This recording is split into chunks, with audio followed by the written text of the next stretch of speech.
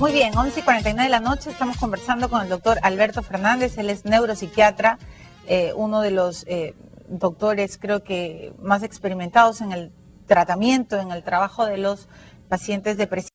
Y hay varias preguntas en el Twitter, doctor Fernández. Una que me sorprende, Renato Amat y León le dice, doctor, ¿cuál es la diferencia entre la depresión y la anedonia? ¿Qué es la anedonia? La anedonia es un síntoma. Anedonia significa la incapacidad de poder disfrutar de aquellas cosas que nos generaban placer, ¿no es cierto? Entonces, para poder diagnosticar depresión, debe existir dentro de los síntomas uno de los dos que voy a señalar. Que el paciente esté sumamente triste o que el paciente tenga anedonia, o sea, la pérdida de la capacidad de disfrute. Entonces, la anedonia es un síntoma que se puede presentar en otras patologías, pero es característico de la depresión. Es característico. Así es. ¿Cuándo se tiene que medicar a una persona que presenta un cuadro depresivo? Los pacientes con depresión que deben ser medicados, como te decía inicialmente, son aquellos pacientes que pierden la funcionalidad con la enfermedad, ¿no? Aquellos pacientes en los que claramente hay un cambio en su actividad personal que incluye casi todas sus actividades, el trabajo, la familia, los aspectos sociales, y que esto se comienza a deteriorar de manera importante, ¿no? ¿Usted se da cuenta al toque? ¿Ni bien lo ve? No, el paciente que está realmente deprimido describe su sufrimiento de manera muy colorida, o sea, uno puede dar claramente cuenta que el paciente está sufriendo. ¿Qué ¿no? suelen decirle los pacientes depresivos que llegan a su consultorio? ¿Qué es lo primero? Los pacientes que se deprimen por primera vez, lo primero que le dice a uno es, doctor, ¿sabe qué? No sé lo que me está pasando, pero yo no quiero vivir así, ¿no? Y comienza a decir, ¿sabe qué? Tengo sin ninguna motivación ganas de llorar, no me puedo desenganchar de mis pensamientos, todos mis pensamientos son negativos, cuando veo el futuro no veo claro, creo que nada va a salir bien, ya no disfruto de las cosas que generalmente a mí me producían placer, no puedo dormir en la noche, tengo dificultad para poder conciliar el sueño, en las mañanas me levanto sin ganas de hacer absolutamente nada, y algunos pacientes se atreven a decir, porque hay que tener valentía para decir, ¿sabe qué, doctor? Ni siquiera mi familia me estimula para seguir viviendo. Me levanto en la mañana y la verdad es que no tengo ni siquiera la intención de poder saber si estoy vivo o si estoy muerto, o si la gente está conmigo o no está. ¿No? Es un sufrimiento terrible. Quienes han pasado por un cuadro depresivo saben perfectamente lo que estoy describiendo. Y entonces esas personas sí necesitan de todas maneras necesitan medicación. O sea, no pueden salir con un proceso terapéutico. No, cuando la depresión es moderada, severa, difícilmente un paciente va a salir solamente con psicoterapia. Ahora, la mejor fórmula definitivamente es la combinación de un tratamiento farmacológico con un tratamiento psicoterapéutico. El tratamiento farmacológico me puede ayudar a sostener los procesos del afecto y a mejorar el estado afectivo. Pero tengo que hacer terapia. Claro, porque el contenido del pensamiento no lo va a corregir el fármaco. Ok, entonces la depresión no se cura con pastillas. No, la depresión es un trabajo que debe ser combinado. Está demostrado que el mejor resultado es la combinación de un tratamiento farmacológico con un tratamiento psicoterapéutico bien dirigido. ¿Y cuál es la diferencia? Le están preguntando si el alprazolam es un antidepresivo. No, el alprazolam es un ansiolítico, es un fármaco que se usa para la ansiedad, para los trastornos de ansiedad. ¿Y cuál es la diferencia entre tomar ansiolíticos y antidepresivos? O sea, digamos, una persona deprimida, ¿tiene que tomar los dos o solo uno? Es una buena pregunta. Usualmente los cuadros depresivos, se acompañan de síntomas de ansiedad, ¿no es cierto? Entonces lo que nosotros hacemos inicialmente es combinar un antidepresivo con un ansiolítico, como el alprazolam o el clonazepam o el bromazepam. Se combinan ambos. Lo interesante y lo afortunado en este caso es que los antidepresivos también tienen efectos ansiolíticos a largo plazo.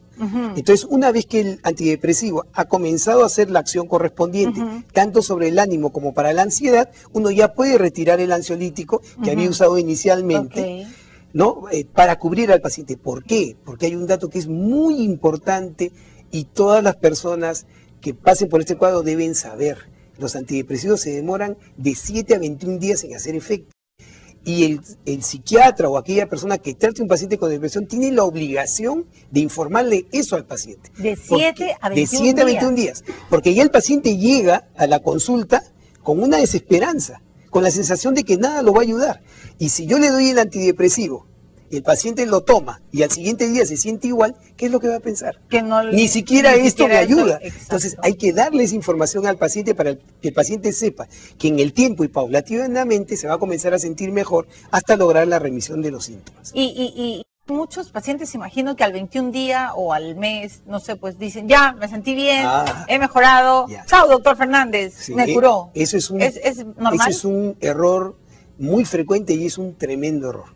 ¿Ya? ¿Por qué? Porque cuando uno receta un antidepresivo, lo receta para cubrir 3 procesos de la depresión y del tratamiento. En primer lugar, el antidepresivo va a permitir sacar al paciente del cuadro agudo, de los síntomas de la depresión.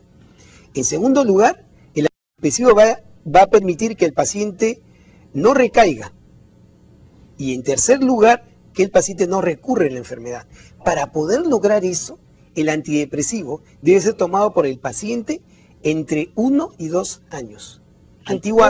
Hace poco se pensaba que era alrededor de los 6 meses, ¿no? Pero hoy la experiencia nos ha mostrado que es mejor prolongar el tratamiento alrededor de 1 o 2 años, dependiendo de la profundidad del cuadro depresivo, de si el paciente tiene cuadros depresivos anteriores, de la edad del y si el paciente ha respondido rápidamente a ese antidepresivo. Uy, ya, pero esto es una mala noticia porque en el Ministerio de Salud y donde, digo, las pastillas antidepresivas, las ansiolíticas no son baratas. O sea, ¿qué hacemos? Porque en el Perú hay mucha gente que está deprimida y el ministro de Salud hasta ahora creo sin temor a equivocarme, que a ningún ministro de Salud le ha interesado o le interesa realmente la salud mental. Entonces, la noticia que usted me está dando es un poco desalentadora. Hay una paradoja con respecto a esto, ¿no? Las estadísticas muestran que por lo menos en Lima y en provincia la depresión tiene una prevalencia de vida de aproximada entre 18 y 20%, más que cualquier otra enfermedad. Entonces es un problema de salud pública. Pero por supuesto, para el año 2020 la Organización Mundial de la Salud calcula que la segunda causa de enfermedad y muerte en el mundo va a ser la depresión. La segunda causa de enfermedad y muerte. Claro, porque la depresión te puede llevar a enfermedades. La depresión es una enfermedad, pero además te puede llevar al suicidio, que es muerte. Claro, pero también te puede llevar a lo que usted decía, problemas... por supuesto, o sea, hay otros trastornos asociados al proceso. Pero, hay una pregunta, doctor, que le quiero hacer. Y bueno, agradezco en Twitter, yo sé, voy a volver a invitarlo al doctor Fernández. Ojalá usted pueda ser nuestro doctor psiquiatra de cabecera aquí en el programa. Porque en verdad la gente necesita informar es importantísimo. Le están preguntando, doctor Fernández, ¿la depresión lleva necesariamente al Alzheimer? No. Hay una asociación entre depresión y Alzheimer, pero no significa que la depresión hace que el paciente termine en una enfermedad de Alzheimer. Lo que pasa es que aproximadamente el 30% de los pacientes que hacen enfermedad de Alzheimer debutan con un cuadro depresivo. Ok. ¿Estamos de acuerdo? Okay. 2 preguntas muy chiquitas. Belén Cabrera le dice, mi mamá sufre de ansiedad, de ataques de pánico, ella toma Neuril. ¿Está bien?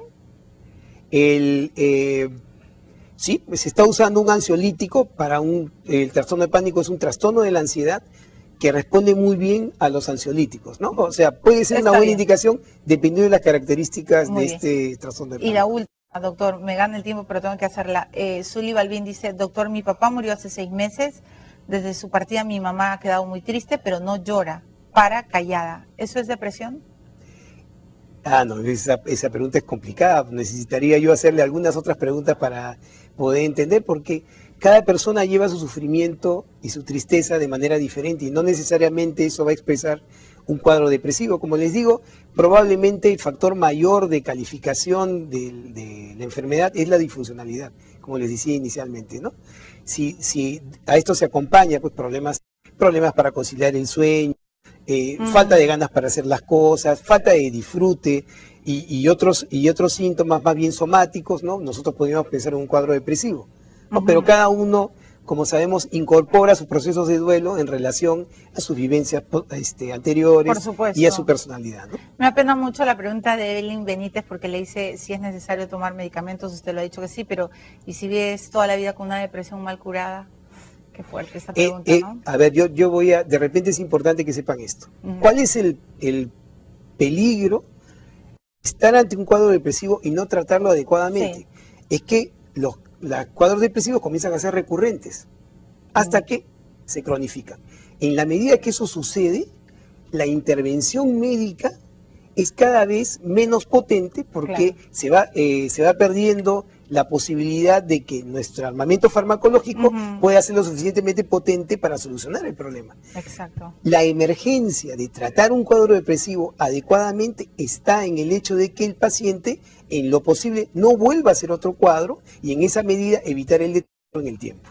Muchísimas gracias, doctor Fernández. No, un placer y gracias por la invitación. No, al contrario, y ya desde ya lo comprometo. Usted es nuestro psiquiatra del programa. Estoy comprometido. Muchísimas gracias. Era el doctor Alberto Fernández y hay que tomar nota de lo que ha dicho. No solo existe la medicación y es necesaria, sino también es necesario un apoyo terapéutico. Y si usted tiene algún trastorno mental, no tenga vergüenza de decirlo, porque es como tener... Bueno, no quiero caricaturizar, pero es como estar enfermo del estómago, es como tener, no sé, una gripe mal curada, no sé, una enfermedad coronaria, no lo sé. O sea, la enfermedad mental es una enfermedad mental. Y yo sé que hay estigmas y que la gente se burla, pero busquen ayuda, porque en verdad en el Perú no se está tomando la debida importancia y yo creo que es necesario informarnos. Y les agradezco por todas las preguntas y prometo llamar al doctor Fernández y a otros también terapeutas para que nos expliquen mejor. Me tengo que ir a una pausa volando para luego poder cerrar el programa. Ya venimos.